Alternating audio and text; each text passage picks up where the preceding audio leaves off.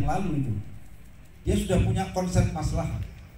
Dan masalah itu bagian dari maqasid syariah. Ya. Yang pertama, istiqlalul uqul bi idrakil masalih wal mafasid. Akal ini bebas untuk menentukan kemaslahatan sesuatu itu masalah atau mafsadah. Ya, akal itu bebas.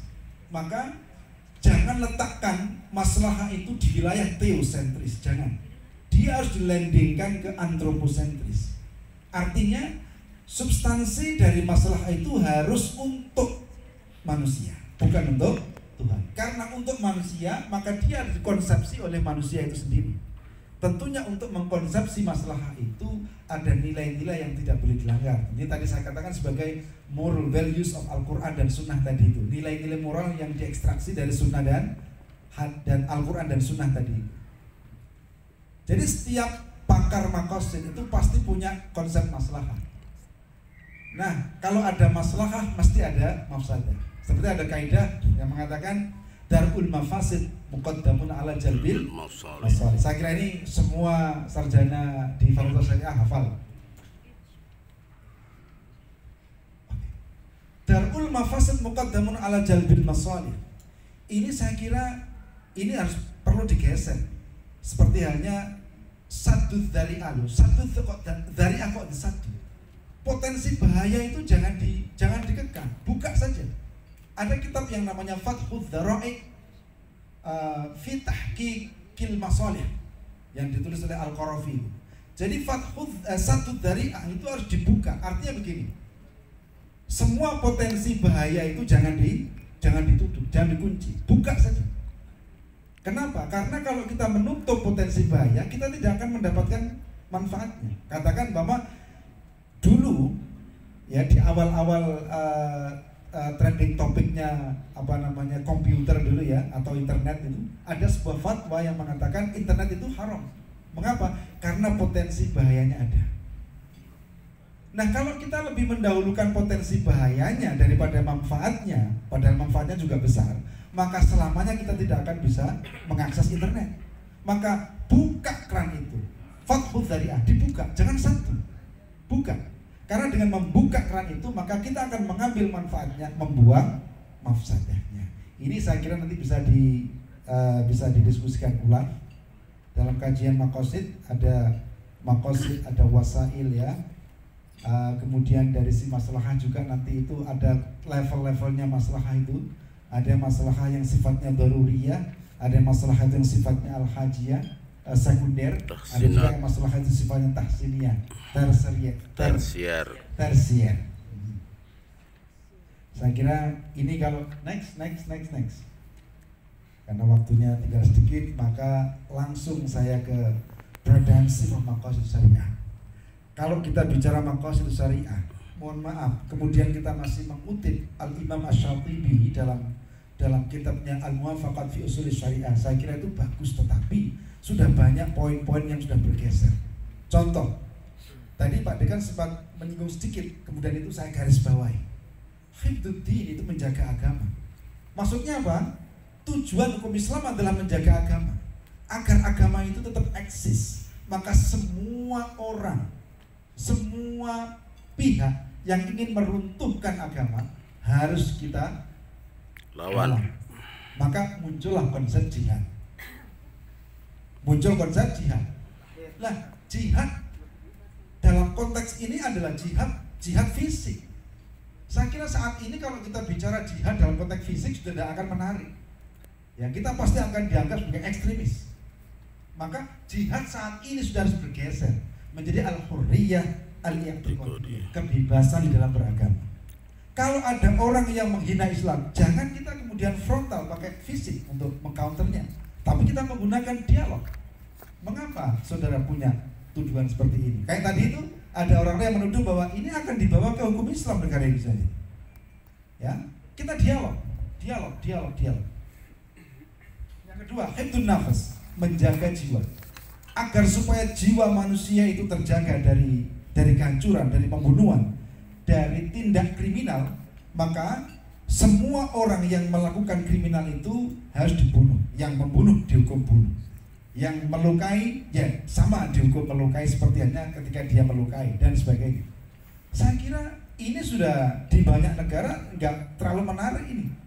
Membunuh orang yang bersalah itu kalau fahamnya adalah faham humanisme, ini menjadi sebuah sesuatu yang tidak humanis. Membunuh orang yang bunuh itu tidak humanis, tidak manusiawi. Bahwa orang membunuh itu salah ya, tapi dia jangan dibunuh. Dia kasih dia kesempatan untuk bertobat dan sebagainya. Maka ini sudah harus digeser menjadi hifdzul karamah al-insaniyah atau hukukul insan atau human right, hak asasi manusia. Jadi fitur-fitur yang ada dalam hak asasi manusia itu yang harus dikembangkan dalam hukum Islam itu.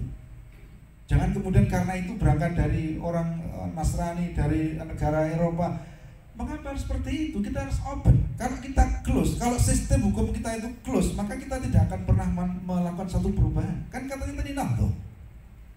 Standing and then moving, kita berdiri kemudian kita bergerak. Nah kalau kita sistem hukum kita itu kita tutup, ya kita tidak mau menerima perubahan, ya kita tidak akan bisa standing dan moving. Ya, hifdzul akal, dan yang terakhir adalah hifdzul mal, yang ini saya kira banget ini ya, menjaga harta. Untuk menjaga harta, agar harta manusia itu selamat dari pencurian dan lain sebagainya, maka as-sariq was-sariqatu faqtu aydihuma. Semua yang melakukan pencurian harus dipotong tangannya. Saya kira ini juga hukum yang beberapa negara menganggap sebagai hukum barbar ya, meskipun dulu juga pernah dilakukan oleh Nabi. Ini sudah bergeser menjadi at-tanmiyah al-iqtisadiyah. Menjaga harta dalam konteks saat ini harus dimaknai dengan mengembangkan potensi ekonomi suatu wilayah. Ya, sudah pada mengembangkan potensi ekonomi, bukan kepada wilayah kita harus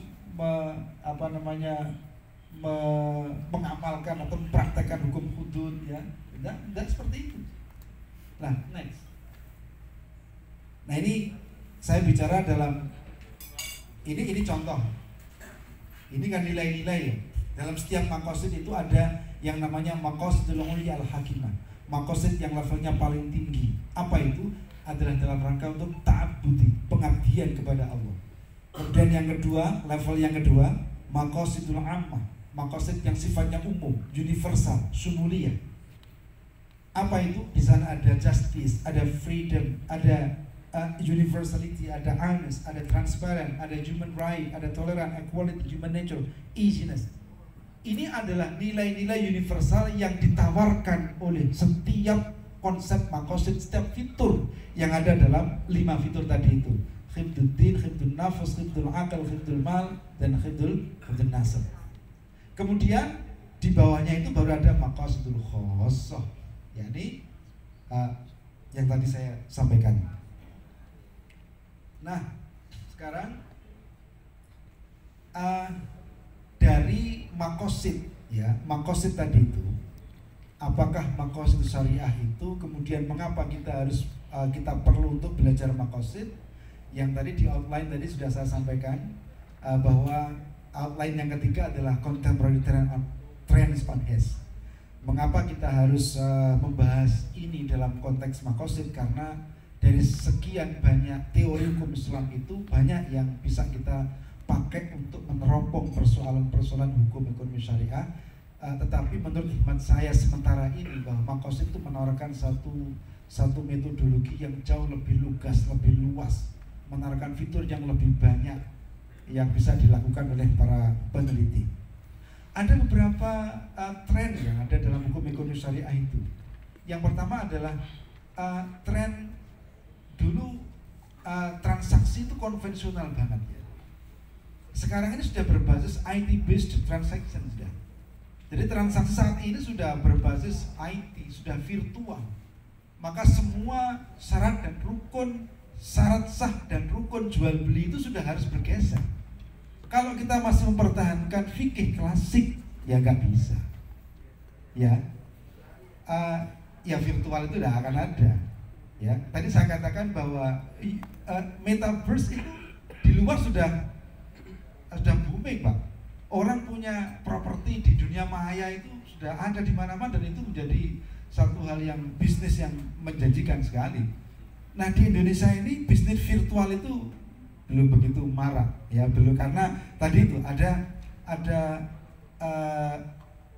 bearing hukum ya, ada hukum, ada batasan-batasan yang kadang-kadang kita terjebak dengan batasan itu sehingga kita seolah-olah itu tertinggal dengan negara-negara yang maju.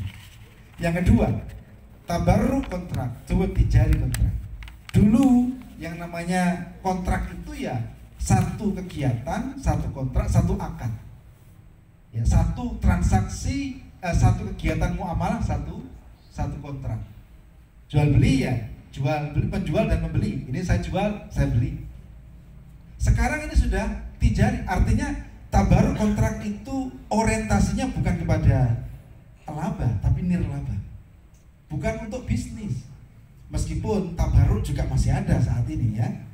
Tapi saat ini sudah bergeser dari tabarruk menjadi tijari. Sesuatu yang dulu itu sifatnya tolong menolong, sekarang sudah harus berorientasi ke bisnis, bisnis oriented.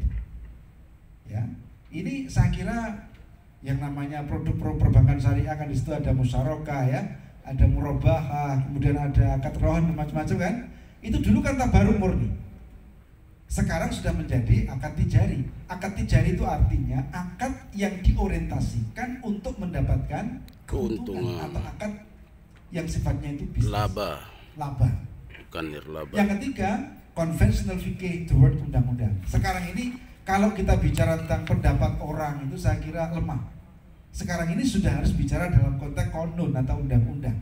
Maka tadi yang saya katakan bahwa undang-undang hukum ekonomi syariah yang saya tampilkan tadi, ada undang-undang nomor sekian ya, termasuk juga fatwa Diyasan MUI, itu bisa menjadi landasan teori dalam sebuah penelitian. Bukan bicara dalam konteks fikih klasik yang masih tersebar di kitab-kitab klasik itu, di kitab-kitab turath itu. Tidak, tapi kita sudah bicara tentang hukum Islam, undang-undang. Yang undang-undang itu disinyalir, diekstraksi dari Quran dan Sunnah. Kemudian tren yang keempat adalah adanya single contract dengan multi contract. Sekarang ini kan sebuah transaksi tidak harus melalui satu transaksi, satu kontrak, satu akad, tidak. Tapi satu transaksi bisa sekian akad. Yang meskipun dalam hadis itu nah Rasulullah SAW an bai'ataini fi bai'atin. Rasul melarang melakukan dua kontrak dalam satu akad, itu tidak boleh. Tetapi saat ini menjadi sebuah trending, menjadi sesuatu yang kebutuhan sekarang ini. Gojek saja itu, coba bayangkan, di situ ada ijarah, ada juga satu kegiatan, satu transaksi bisa 3-4 akad dalam perbankan syariah. Nah, kalau kita mau kemudian mengatakan ini tidak boleh karena ada hadis Nabi yang melarang itu, ya kita akan ditinggal juga. Makanya untuk mengatakan itu boleh tidaknya, kita bisa menggunakan maqasidus syariah sebagai sebuah pendekatan. Sekali lagi tadi saya katakan bahwa maqasidus syariah itu sebagai rumah besar, yang di dalam rumah itu ada kamar-kamar kecil ya, yang kamar-kamar kecil itu bisa kita gunakan sebagai sebuah landasan teori. Ini adalah contoh bagaimana kita merunning ya, mengaplikasikan teori maqasidus syariah dalam sebuah objek penelitian. Saya tidak tahu ini apakah masih ada waktu, tapi kalau cukup ya, baik. Nanti silahkan kita bisa lanjutkan dalam sesi tanya jawab. Saya kira demikian, kurang lebihnya mohon maaf, saya kembalikan kepada moderator.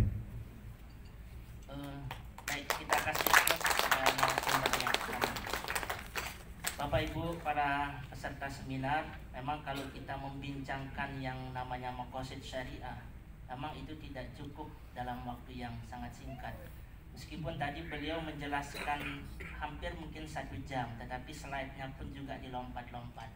Karena karakter maqasid syariah seperti yang tadi dijelaskan di awal, yaitu bisa masuk ke dalam segala lini. Karenanya peranan maqasid syariah ini dalam pengembangan hukum ekonomi syariah, kita dapat lihat tadi seperti contoh-contoh yang sudah dikemukakan oleh Bapak narasumber kita. Semisal ada konvensional kontrak menjadi IT based transaction, kemudian ada tabaruk kontrak menjadi tijari kontrak, ada single kontrak menjadi multi kontrak atau hybrid kontrak. Baik Bapak Ibu sekalian, untuk mempertajam mungkin materi tentang maqasid syariah dalam kajian hukum ekonomi syariah ini, kami persilahkan kepada Bapak Ibu sekalian untuk mengajukan ya pertanyaan